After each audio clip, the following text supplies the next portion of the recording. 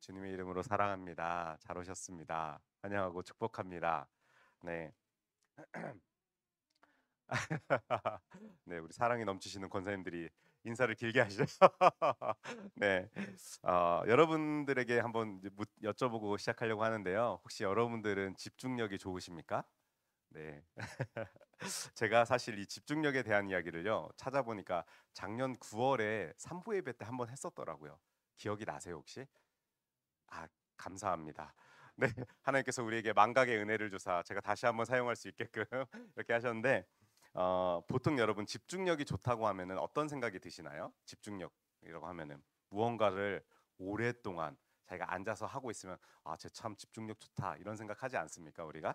그런데 가령 우리가 아이들이 저희 아이도 영상 시청하는 걸 되게 좋아하거든요. 막 유튜브 같은 거 막 요즘에는 고고다이노 뭐 이런 걸 보는데 이제 그것도 조금 지나갔나 봐요. 그래서 막 공룡을 되게 좋아해서 공룡 영상 이런 걸 보여주는데 그거를 틀어놓고 있으면은 1시간이고 2시간이고 저희가 제한을 하지 않으면은 끝까지 계속 봅니다. 근데 이제 가끔 저희 장인 장모님께서 이제 저희 아들 보고 집중력이 탁월하다. 오랫동안 이걸 보니 정말 이렇게 한다 이렇게 말씀을 하시거든요. 그래서 그런가? 저도 약간 그런 생각을 했었습니다. 그래서 얘가 약간 천재인가? 약간 막 이런 생각도 하고 네, 고슴도치의 아빠로서 그런 마음이 딱 좀 들었었는데 근데 여러분 제가 어떤 프로를 보다가 정신의학 박사님이 그런 얘기를 하더라고요. 그거는 집중력이 좋은 게 아닙니다. 라고 얘기를 하더라고요. 그래서 정신의학에서 말하는 집중력의 진짜 의미는요. 내가 좋아하는 게 아니라 내가 싫어하는 거를 오랫동안 꾸준히 하면은 그게 바로 집중력이 좋은 거랍니다. 뭐라고요? 내가 좋아하는 게 아니라 내가 하기 싫어하는 거.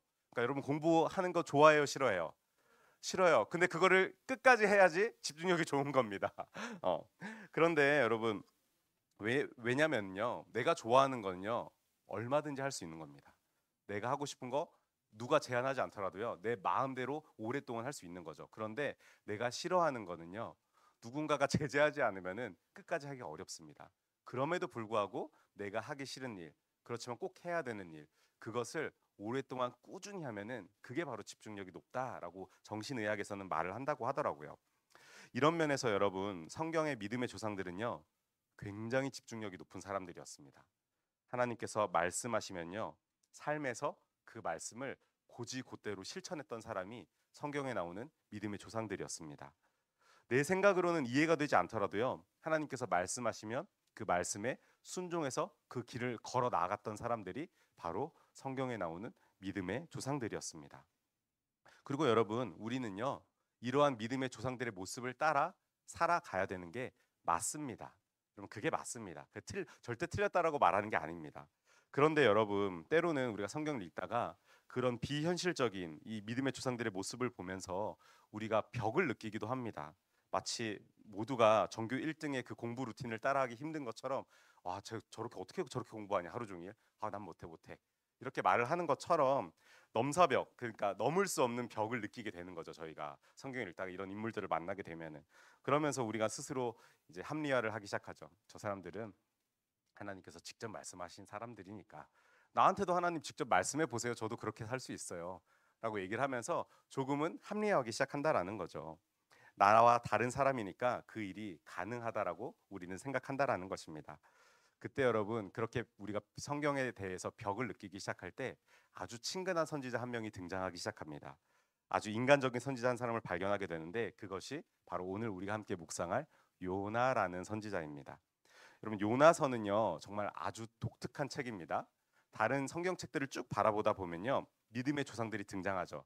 또는 하나님의 말씀을 그대로 실천하는 선지자들이 등장합니다. 물론 성경에 나온 선지자가 모두 하나님의 선지자는 아니지만 거짓 선지자들도 있습니다. 그러나 하나님 말씀을 따르는 그 선지자들과 믿음의 조상들을 보면요 하나님의 말씀을 들으면 그것을 그대로 전합니다. 정말 목에 칼이 들어와도 목숨의 위협이 있더라도 하나님의 말씀을 전하는 사람들이 믿음의 조상들이고 선지자들입니다. 그런데 여러분 요나서를 보잖아요. 요나서를 보면요. 온통 하나님 이야기가 아니라 요나의 이야기가 기록되어 있습니다. 요나의 인생에 대해서 쭉 이야기를 하고 심지어는요. 이 요나라는 사람이요. 선지자거든요. 하나님이 부르신 선지자인데 하나님 말을 안 들어요. 하나님 싫습니다. 이렇게 말하는 선지자가 요나입니다. 그래서 우리는 이런 요나를 보면서 아, 하나님이 이런 인간도 쓰시는구나 하면서 위안을 얻을 수 있게 되는 것이죠. 그래서 여러분 오늘 요나서를 한번 묵상을 해보려고 하는데요. 우리가 배경적으로 조금 알면 좋은 게요. 요나는요, 아모스와 호세아 이 두 사람과 같은 시대 사람이라는 겁니다. 그러니까 제가 지난주와 지지난주에 아모스, 호세아를 이어서 한번 나눴었죠. 이 두 사람이 어떤 왕 때 선지자였죠? 세 번째면 기억하시겠죠? 여로보암 2세 때입니다. 여로보암 2세. 여로보암 2세 때 그 북이스라엘은 매우 잘 살았지만 그러나 나라는 심히 악한 길로 걸어가고 있었던 하나님의 말씀과는 점점 멀어졌던 시대가 이 여로보암 2세 때, 그때가 바로 이 아모스, 호세아라는 선지자가 일어났을 때인데요. 이 아모스하고 호세아는 하나님이 부르실 때 북이스라엘을 향하여서 경고하게끔 부르십니다.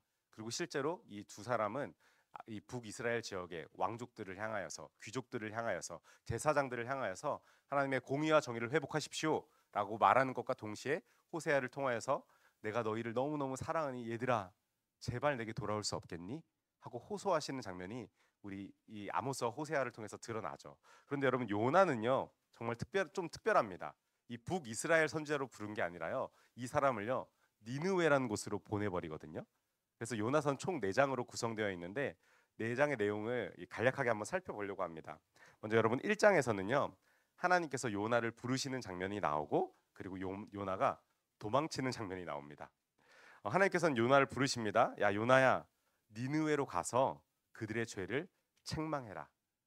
그들이 회개하게끔 그들의 죄가 무엇인지, 너희가 회개하지 않으면은 반드시 이 나라가 멸망할 것이라는 것을 너가 가서 전해라라고 하나님이 말씀하십니다. 그런데 여러분 요나는 어떻게 합니까? 니느웨로 가지 않고요, 완전히 반대편인 다시스라는 곳을 향해서 가게 됩니다. 지중해에서 욥바라는 곳에서 이제 배를 타고요, 이제 이렇게 건너서 완전 그 당시에 지구의 끝이라고 알려졌던 스페인이거든요. 사실 다시스가요.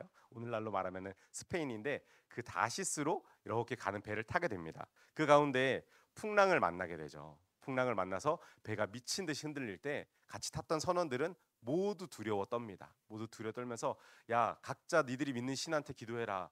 이 폭풍이 도대체 누구 때문에 일어났는지 우리 한번 알아보자 하면서 제비뽑기를 하기 시작합니다. 여러분 제비뽑기, 우리 그 제비뽑기 하면 어떻게 뽑죠? 보통 통 안에서 뭐 돌려서 이렇게 숟가락을 뽑는 거 이런 거 생각하시죠. 그런데 성경에서 말하는 제비뽑기는요 주사위를 던지는 겁니다. 그러니까 스로우라는 표현이 써 있거든요. 던지다. 그러니까 우린 그 제비뽑기 할 때 뭘 던지진 않죠. 그런데 이 고대 히브리 사람들이 했던 이런 그 제비뽑기의 방법은 주사위를 던지는 겁니다. 그래서 뭔가가 딱 나오면은 그 사람이다 하고 뽑는 방법이었는데요. 그렇게 던졌더니 누가 딱 나옵니까? 갑반태 밑에서 자고 있었던 요나가 뽑히게 된 겁니다. 그래서 요나가 그 뽑히자마자 하는 한 소리가 아주 가관입니다. 맞아, 나 때문이야. 나 때문에 지금 이거 풍랑이 부는 거야. 니들이 나를 던져서 바다에 던져버리면은 아마 풍랑이 잠잠해질 거야라고 말하는데, 사람들은요, 선원들은요, 성경 보면요 주저주저합니다. 사람을 바다에 던지는 게 이게 괜찮은 일인가 하는 걱정 때문이었겠죠. 근데 요나는 자신 있게 날 던져라. 그러면 너희가 다 살 수 있을 거야. 내가 잘못해서 그래. 내가 믿는 신이 나 때문에 여기 풍랑을 일으키시는 거야. 라는 고백을 하게 되는 거죠. 그래서 선원들은 요나를 바다로 던져버립니다. 그러자 진짜로 놀랍게 풍랑이 잠잠해지죠. 그리고 나서 하나님께서 준비한 큰 물고기, 학자들은 고래라고 표현을 하기도 하는데요. 이 큰 물고기가 요나를 삼키고 그 뱃속에서 요나가 소화가 되는 게 아니라요, 밤낮 3일을 그곳에서 머무르게 됩니다. 그러면서 1장이 마치게 되는데요. 여기서 밤낮 3일을 지낸다는 것을 보고 많은 학자들이 죽었다 살아난다, 그러니까 뱃속에 들어가는 거 사실 죽는 거 아닙니까? 그런데 나중에 2장에 보면은 이 물고기가 토해내는 장면이 나오거든요. 이 죽었다 살아나는 장면을 보고 구약에 나온 예수님의 예표다. 예수님께서도 3일 만에 부활하시잖아요. 무덤에 들어가셨다가. 그래서 요나를 보고 예수님의 예표다라고도 설명을 하는데, 어쨌든 이 1장이 이런 식으로 끝나게 됩니다. 그러면서 2장이 시작되는데요. 요나가 이 고래 뱃속에서 기도를 하기 시작하는 거죠. 근데 많은 분들이 이 요나가 회개 기도를 했기 때문에 하나님께서 얘를 건져내 주셨다 이렇게 알고 있으실 겁니다. 그런데 여러분 요나가 기도한 내용을 2장을 잘 살펴보면요, 얘가 별로 회개한 것 같지 않아요. 잘 살펴보잖아요. 하나님 죄송합니다, 잘못했습니다, 이런 말 안 합니다. 요나 그런 말 안 해요. 그런데 대신에 요나가 무엇을 깨달았냐면요. 그동안 자신이 잊고 지냈던 하나님이 어떤 분인지, 하나님에 대해서 분명히 그 뱃속에서 알아가기 시작합니다. 그러면서 그 고백을 하는 거예요. 하나님 그렇게 사랑이 많으신 분이셨죠. 하나님 온 사람을 사랑하시는 분이셨죠. 하나님 말 진짜 전능하신 분이셨죠. 하나님 제가 그것을 몰랐군요. 하는 그런 고백을 이 장에서 하게 되는 거죠. 그러면서 놀랍게도 정말로 사랑이 많으신 우리 하나님께서 이 요나의 기도를 들으시고 고래 뱃속에서 3일 만에 토해내게 하십니다. 그래서 그 지중해 앞바다에 버려지게 되는데요. 그리고 나서 3장으로 들어가면서 니느웨의 회개의 장면이 나오거든요. 이 3장을 보면요. 하나님께서 이 요나에게 그래 요나야 너 이제 나왔으니 다시 니느웨로 가서 그들의 죄를 책망하여라 라고 말씀을 하십니다. 그리고 이번에는요 요나가요 그 하나님의 말씀을 듣고 순종합니다. 그래서 니느웨란 곳으로 걸어갑니다. 그런데 여러분 요나가요 순종을 하긴 하는데 심판을 선포하는 일을요 정말 대충 합니다. 하나님께서 하라고 하신 말씀 그걸 제대로 선포하지 않는데요. 3장 3절 보면요. 니느웨라는 도시는요. 3일 동안 밤낮 없이 걸어 다녀야 다 돌 수 있을 정도로 아주 큰 성읍이랍니다. 그런데 요나는 며칠 동안 책망을 하는 말을 전합니까? 단 하루 전합니다. 단 하루 전하면서도요. 그냥 지나가면서 40일이 지나면요. 여러분 니느웨가 멸망한대요. 그냥 이렇게 말하면서 큰 소리로 외치면서 미친 사람처럼 그냥 하루 정도만 돌아다닌 겁니다. 근데 여러분 이게 뭐가 문제일까요? 왜 열심히 하지 않은 걸까요? 소리치면서 돌아다니지 않았습니까? 니느웨 40일 지나면은 멸망한다고 말하지 않았습니까? 하나님이 시킨 거 다 한 거 아닌가요? 그런데 여러분 여기 몇 가지가 빠져 있습니다. 왜 니느웨가 멸망해야 되는지를 요나가 전혀 얘기하지를 않고 있고요. 그리고 죄 때문이라면은 이들이 죄 때문에 멸망한다라면은 그 죄가 무엇인지에 대해서 말하지 않습니다. 그리고 그들의 죄를 어떻게 회개해야 되는지도 요나는 말하지 않습니다. 그리고 가장 중요한 하나님의 말씀을 어겼기 때문에 멸망한다라는 하나님의 이름을 요나는 전혀 이야기하지 않습니다. 이렇게 요나가 건성건성 여러분들은 40일 지나면 멸망한대요 하면서 지나다닌 겁니다. 하루 종일. 그렇게 하면서 3장이 끝났는데요. 여러분 요나가 왜 이렇게 불성실하게 했을까요? 이게 좀 의문 아닙니까? 처음부터 하나님이 니느웨라고 가라고 했는데 이 사람은 다시스로 가지를 않나. 그리고 다시 한번 순종하면서 하나님이 살려주셨음에도 불구하고 가서 말을 전하는데 대충대충 건성건성 하나님 말을 제대로 듣지도 않습니다. 그 이유가 하나 있는데요, 여러분. 니느웨라는 도시가요. 바로 아수르라는 나라의 수도이기 때문입니다. 그게 왜 문제가 됩니까? 당시 북이스라엘을 괴롭혔던 나라가 어떤 나라입니까? 아수르였습니다. 그러니까 오늘날로 말할 것 같으면요. 그러니까 일제 시대라고 치면은 일제 시대에 우리나라로 비유하면은 우리나라 선교사가요. 일본 도쿄에 가서 여러분들 하나님께서 여러분들이 회개하시면 용서해 주신대요라고 경고의 메시지를 전하고 있는 겁니다. 즉 요나는요. 자신의 나라를 괴롭히는 사람들에게 하나님의 경고를 전해야 되는 거였습니다. 근데 여러분 또 의문이 생기지 않습니까? 하나님의 경고를 전하는 게 왜? 뭐가 문제야? 경고 전할 수도 있는 거 아닙니까? 그런데 문제는 뭐냐면요. 여러분 경고란 말이 무엇입니까? 예상되는 위험을 미리 피하도록 하는 게 경고 아닙니까? 즉 경고를 듣고 조심하면요. 그 위험은 그들에게 닥치지 않는 겁니다. 그러나 그 경고를 듣지 않으면 그것은 멸망하는 것이죠. 그렇기 때문에 요나는요. 혹여나 하나님의 경고를 듣고 이 니느웨 사람들이 회개라도 하면은 하나님의 심판을 피하게 되지 않겠습니까? 그런 것을 보고 싶지 않았기 때문에 그래서 요나는 그곳에서 대충대충 건성거성 회개하든지 말든지 망해버려라 하는 마음으로 복음을 전했던 것입니다. 그런데 여러분 요나의 이 짧은 메시지를 듣고도요 아주 놀라운 일이 니느웨에서 벌어집니다. 바로 이 요나의 경고 메시지를 들은 니느웨 사람들이요 회개를 하기 시작했던 겁니다. 심지어 백성들뿐만 아니라 니느웨의 왕까지 금식을 선포하고 베옷을 입고 회개하면서 하나님 앞에 철저하게 나아가게 됐던 것입니다. 그리고 놀라우신 우리 하나님께서 그 내리시기로 한 재앙을 돌이키시는 것을 요나가 보게 됩니다. 그러면서 4장에 딱 들어가면서요. 요나가요, 이 하나님에게 분노하는 장면이 나옵니다. 이 하나님에게 진짜 꼬장을 부린다고 할 정도로 이런 말을 하는데, 요나가 어떻게 하나님께 꼬장을 부리는지 말씀을 같이 한번 읽어볼까요? 시작.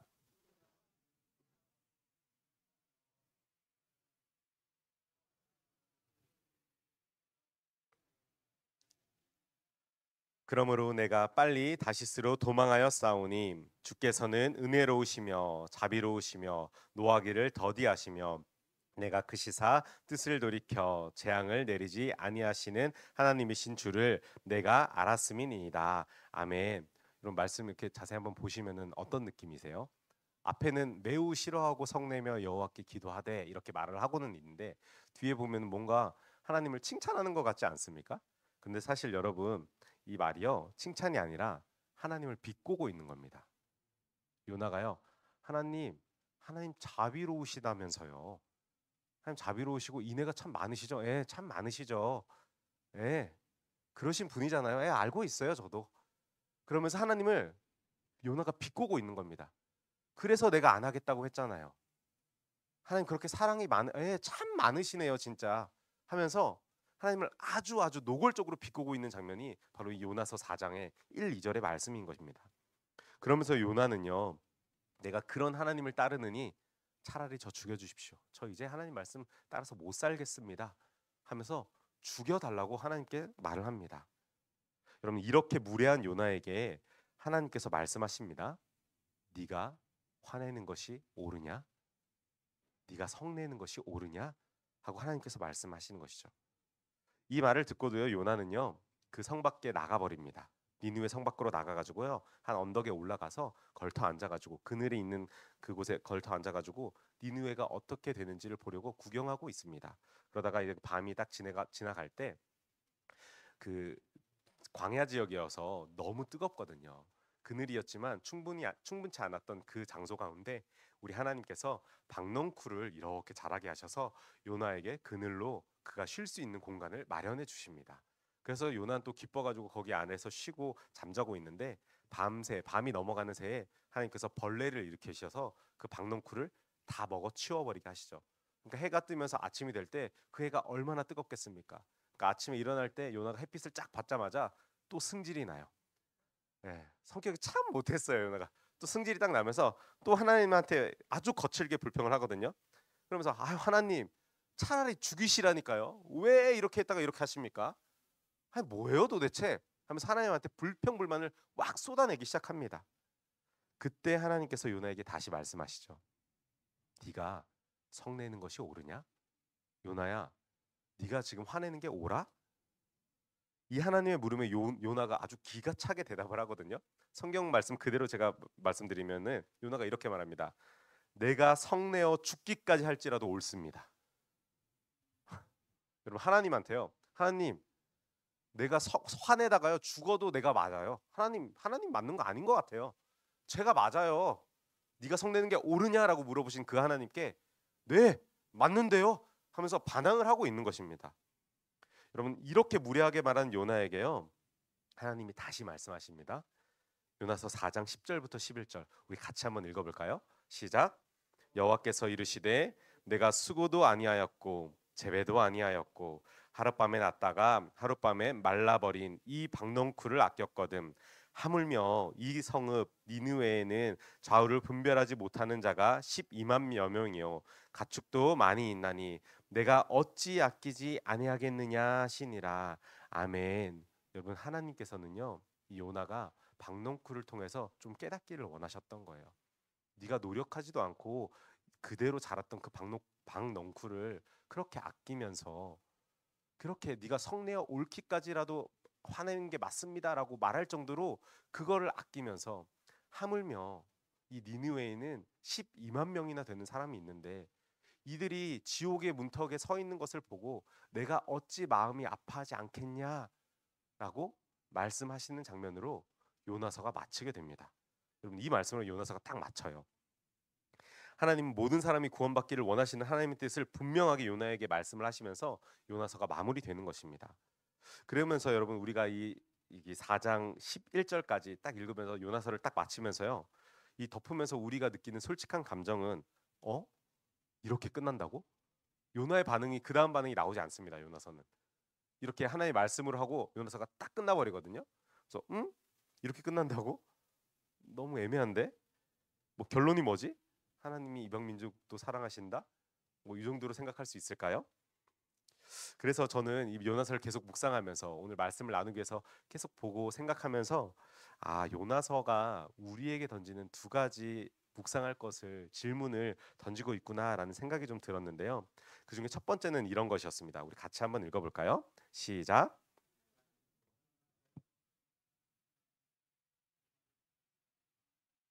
첫 번째 질문은 이것입니다. 하나님께서 나의 원수도 사랑하신다라는 것을 나는 받아들일 수 있는가? 여러분들이 가장 싫어하는 사람, 여러분들이 가장 추악하게 생각하는 그 사람, 여러분들이 원수와 같이 생각하는 사람, 여러분들이 저 사람은 지옥에나 떨어져도 여한이 없겠네라고 말하는 그 사람, 여러분 그 사람도 하나님께서 사랑하십니다. 그것을 믿으십니까? 믿음과 별개로 받아들이실 수 있으십니까? 니느웨는요, 요나에게 있어서요, 원수와도 같은 나라였습니다. 멸망해도 상관없는 나라라는 것입니다. 그런 요나에게 하나님은 죄를 회개할 수 있도록 네가 가서 도와줘라 라고 말을 전하라고 하셨던 거죠. 그래서 요나가 여러분 다시스로 도망가기도 하고요, 다시 돌아와서도 건성건성 말할 수밖에 없었던 겁니다. 그런데 이 경고의 말을 들은 니느웨 사람들이 회개하고, 그리고 그 자비가 많으신 하나님께서 용서해 주시는 것을 본 요나는요, 그 사실을 받아들일 수가 없었던 겁니다. 여러분, 우리 주변에도 그런 인간들 있지 않습니까? 아유, 귀신은 뭐하나 저런 인간 안 잡아가고, 저런 인간도 하나님이 진짜로 사랑하실까 하는 그런 인간들 있지 않습니까? 그런 의심이 드는 인간들이 있습니다. 오늘 요나서에 따르면요, 정말 자비하신 우리 하나님께서는요, 모든 인간을 사랑하시고, 그리고 그들도 회개하고 돌아오면은 하나님께서 받아주신다라는 그런 메시지를 말하고 있는 것입니다. 여러분, 왜 그럴까요? 왜 그딴 인간들도 하나님이 받아주시는 걸까요? 정말 죽어 없어지면 마땅할 것 같은 그런 인간들, 왜 그런 인간들도 돌아오면 하나님이 받아주시는 걸까요? 이유는 정말 간단합니다. 나에게 아무리 추악한 그 인간이라도 할지라도 하나님께서는 하나님이 사랑하시는 자녀이기 때문입니다. 여러분, 한번 생각해 보십시오. 원수 같은 인간이요, 남이면은 내가 그렇게 쉽게 생각하지만요, 그 사람이 내 어머니나 내 아버지, 내 형제나 내 배우자나 내 자녀라면 내가 쉽게 그렇게 끊어버릴 수 있겠습니까? 여러분, 그 인연은요, 쉽게 끊어버릴 수가 없는 겁니다. 설령 TV에 나오는 진짜 극악무도한 범죄자들 나오잖아요. 막 연쇄살인범이나 정말 아동을 강간한 그 인간들을 보면서 와, 하나님 저 인간들 진짜 너무 심하네요 라고 우리가 치를 뜨는 인간들이 나올지라도요, TV 보면은 놀라운 것은요, 그 범죄자의 가족들이 그 범죄자를 받아줍니다. 함께 삽니다. 그 배우자도요, 진짜 유영철이었나요? 그 사람도 그 배우자가 데리고 삽니다. 그걸 보면서 야, 참 비위도 좋다 이런 생각 우리는 할 수도 있는데요. 그런데 여러분, 그들의 가족들은 그를 쉽게 포기하지 않는 겁니다. 왜요? 이유는 간단하죠. 내 가족이니까. 진짜 왼수 같은 인간이라도 내 가족이니까 그 인간을 받아주는 겁니다. 아니, 도리어 그 인간들이 정말 제발 정신을 차리기를 우리가 바라는 것이지, 영원한 지옥 구렁텅이에 빠지는 것을 가족들은 기대하지 않는 것입니다. 내 가족이면은 그 사람이 돌아와서 회복하기를 원하는 것이지 멸망의 길로 가는 것을 원치 않는다고요. 마치 여러분 누가복음에 나오는 탕자의 비유에서 아버지를 모욕하고 집을 떠나 허랑방탕한 세월을 보낸 이 두 둘째 아들이 아버지 앞으로 돌아왔을 때 아버지가 그 아들을 나무랍니까? 아니요. 도리어 버선발로 뛰어나가서 그 아들에게 옷을 입혀주고, 그리고 종들을 시켜서 금가락지를 끼워주고 잔치를 벌이면서 이내 돌아갔던 내 아들이, 죽었던 내 아들이 다시 돌아왔구나, 우리 잔치를 벌이자 하면서 잔치를 벌이지 않습니까? 여러분, 이런 것처럼 우리 하늘 아버지께서는요, 어떤 추악한 죄인이라고 할지라도 회개하고 다시 돌아올 것을 누구보다도 원하신다라는 것입니다. 그래서 여러분, 이 땅 가운데 예수님께서 오신 이유가 바로 이것 아닙니까? 누가복음 5장 32절에 예수님께서 분명히 이렇게 말씀하십니다. 내가 의인을 부르러 온 것이 아니요 죄인을 불러 회개시키러 왔노라. 아멘. 뭐라고요? 내가 의인을 부르러 온 것이 아니라 죄인을 불러서 회개시키러 왔다고 예수님께서 말씀하십니다. 우리 하나님께서는요, 모든 사람이 구원받기를 원하시는 그 사랑이 많으신 하나님이시라는 것을 우리는 기억해야 합니다. 여러분, 그럼에도 불구하고요, 여전히 마음이 불편한 분이 계시지 않습니까? 목사님, 이해는 하겠어요. 하나님이 사랑이 크신 분이라는 것 내가 이해는 하겠는데요, 여전히 요나와 같이 하나님의 자비로운 그 사랑이 부당하다라고 말하고 있지는 않은가요? 하나님, 알겠는데요, 그 인간은 그래도 망해야 돼요. 하나님, 이해는 하겠는데 하나님이 사랑하시는 분이지 저는 안 될 것 같아요. 하나님, 회개는 무슨요? 그런 악한 인간은 지옥에나 떨어져 버렸으면 좋겠어요. 여러분, 그런 우리에게 요나서는 두 번째 질문을 하고 있습니다. 두 번째 질문은 이것인데 같이 한번 읽어볼까요? 시작. 두 번째 질문은 이것입니다. 당신은 그 원수와는 다른 의인입니까? 여러분, 요나가 니느웨 사람들을 용서받지 않았으면 하는 이유는요, 아수르가 진짜 악한 나라였습니다. 역사에도 기록될 정도로 정말 잔인한 나라라고 기록되어 있는데요, 이 인간들이 어떤 짓들을 하냐면요, 정복한 도시나 나라에는요, 잔인한 공개 처형을 그냥 대놓고 했던 인간들이었습니다. 그리고 자주 했던 인간들이 이 아수르 사람들이었습니다. 그뿐만 아니라 죽은 적의 시신이나 그 머리를 잘라가지고요, 그 포로된 마을이나 도시에 가서 시신들을 다 벽에 쫙 걸어놨습니다. 머리들도 다 누구든지 볼 수 있게끔 걸어놓고, 그리고 포로를 생매장하거나 그리고 살아있는 채로 산 피부를 벗기는 것들을 자주 일삼았던 인간들이었습니다. 그렇게 하면서 그 기록을 보면요, 이들이 피부를 벗기면서 웃고 있었다. 이런 일들이 아수르 사람들이 다른 이민족에게 행했던 짓들이었습니다. 그리고 점령한 나라에는 엄청난 세금을 부과해 버리고요, 그 세금을 내지 않으면은 막대한 공격을 하여서 이런 잔인한 일들을 일삼았던 나라가 아수르라는 나라였습니다. 그리고 정복한 민족을요, 강제 이주시켜 버립니다. 니네 땅에서 살지 말고 절반 다른 나라로 가. 그리고 우리나라 사람들이 그 나라로 가서 우리나라 사람들이가 니네랑 결혼을 해서 혼혈을 만들었던 사람들이 이 아수르라는 사람들이었거든요. 그래서 여러분, 우리 사마리아인이란 표현 하시죠. 신약에 넘어가면은 이 유대인들이 사마리아인들을 싫어하시죠. 왜 싫어하냐면은 이유는 간단했습니다. 그냥 걔네들이 혈통을 잘 유지하지 못했기 때문입니다. 여호수아서 보면은 이 민족들을 다 멸하라고 하나님께서 말씀하시죠. 순혈 너희 히브리인들 안에서 결혼해라, 하나님께서 분명히 그렇게 얘기하셨기 때문에 이 순혈이라는 거를 이 히브리인들은 굉장히 중요하게 생각했거든요. 그런데 사마리아인들은요, 이 아수르의 정책 때문에 이 결혼한 혼합된 민족이 바로 북이스라엘 사마리아인들이었습니다. 그래서 이들의 민족의 정체성을 완전히 말살시켜 버렸던 사람들이 이 아수르 사람들이었기 때문에 요나가요, 미워할 수밖에 없는 것입니다. 이런 것들을 실제로 눈으로 봤던 사람들이 요나였고요. 요나가 진짜 하나님, 이렇게 악한 인간들, 우리를 이렇게 고통스럽게 한 그 인간들 제가 어떻게 용서받게끔 하겠습니까? 하면서 하나님 앞에 항변을 했던 것입니다. 근데 여러분, 여기서 진짜 기억해야 될 것 하나는요, 우리가 회개를 오해해서는 안 됩니다. 진짜 참된 회개는요, 하나님 앞에서 회개하는 것뿐만 아니라 내가 잘못한 그 사람에게 가서 잘못했다고 용서를 빌어야 되는 것이 참된 회개입니다. 그러니 예수님께서도 말씀하시지 않습니까?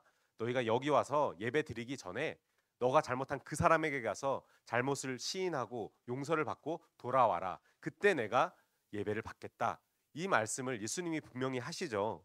그런 것처럼요, 여러분, 우리 영화 밀양인가요? 밀양에서 어떤 죄 지은 사람이 저는 하나님한테 잘못했다고 말했으니까 회개했으니까 당신한테 회개할 이유가 없어요. 전 지금 잘못이 없거든요. 이런 말도 안 되는 소리를 하거든요. 그래서 세상에 많은 사람들이 기독교를 지탄하고 욕하는 이유 중에 하나가, 너네는 하나님한테 회개하면서 왜 잘못한 사람에게 가서는 잘못했다고 말하지 않냐라고 말하는 것이 있죠. 그런데 여러분 성경에서 말하는 회개 그거 아닙니다. 성경에서 말하는 회개는요. 하나님께 뿐만 아니라 내가 잘못한 그 사람에게도 가서 잘못했다고 말하는 것. 그것이 회개라고 분명하게 얘기하고 있습니다. 여러분 정말 난 회개했으니 난 용서받았으니 너한테 잘못 없어. 이런 미친 말은 절대 하지 않으셔야 합니다. 이게 바로 하나님을 욕먹이는 행동이기 때문입니다. 다시 본문으로 돌아와서 그런데 여러분 이 악한 그들이 절대 받지 않아야 한다고 주장하는 이 요나를 보면서요. 우리가 생각해 봐야 하는 것은요. 과연 그렇다면 요나는 악한 니느웨와는 다른 의인이었습니까? 과연 이 요나 자체가 그렇게 용서하지를 못할 만큼 자신은 의인이었냐라는 것을 우리가 생각해 봐야 한다라는 것입니다. 여러분 성경은 우리에게 분명히 말합니다. 시편 14장 2절부터 3절에 이렇게 말씀합니다. 여호와께서 하늘에서 인생을 굽어 살피사 지각이 있어 하나님을 찾는 자가 있는가 보려 하신즉 다 치우쳐 함께 더러운 자가 되고 선을 행하는 자가 없으니 하나도 없도다. 아멘. 하나님이 이 땅을 바라보고 정말 선을 행하는 자들이 있는지 찾아보려고 눈 씻고 찾아봐도 그 선을 행하는 자가 없으니 하나도 없다라고 시편 말씀이 말하고 있는 것입니다. 그런가 하면 로마서 3장에 바울이 이렇게 얘기하죠. 의인은 없으니 하나도 없다. 그리고 또 뭐라고 말하죠? 모든 사람이 죄를 범하였음에 하나님의 영광에 이르지 못하였더니. 여러분 이 세상에 사는 모든 사람은요 다 죽어있는 죄인입니다. 여러분 제가 조직 신학을 하면서 되게 충격적인 말을 하나를 들었던 게 이건데요. 여러분 우리는요 본질상 진노의 자녀들입니다. 하나님이 우리를 얼마나 경멸하실까요? 우리는 사랑의 하나님이라고 생각을 하죠. 그런데 교수님이 제가 여기 앞에 앉아 있을 때 저한테 다행히 안 물어보시고 제 옆에 있는 애한테 물어보더라고요. 야, 하나님이 너를 얼마나 경멸하실 것 같아?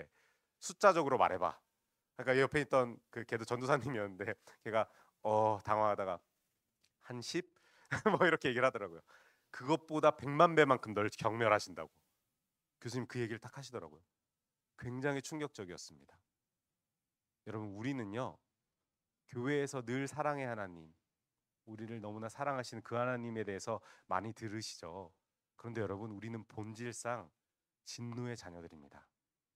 하나님이 만드신 모든 피조 세계들 가운데 가장 경멸하는 존재가 바로 인간들입니다. 더 직접적으로 말해볼까요? 저와 여러분들입니다. 하나님은 저희를 미워하십니다. 그러나 여러분 우리는 하나님의 가장 적대적인 존재들임에도 불구하고요 우리는 어떠한 방법으로도 하나님 앞에 나아갈 수 없는 그 죄의 자리에 있는 그러한 인간들임에도 불구하고 그런 우리를 구원하시기 위하셔서 우리 하나님께서 독생자이신 예수 그리스도를 이 땅 가운데 보내신 것입니다. 정말 약하디 약한 이 땅에 정말 약하디 약한 인간의 모습으로 우리 가운데 찾아오신 것입니다. 여러분 예수님께서 말씀하셨죠. 내가 의인을 부르러 온 것이 아니요 죄인을 불러 회개시키러 왔노라. 예수님께서 우리 하나님께서 원하시는 것이 바로 이것입니다. 회개하고 하나님께로 나아가 구원받는 자녀가 되는 것.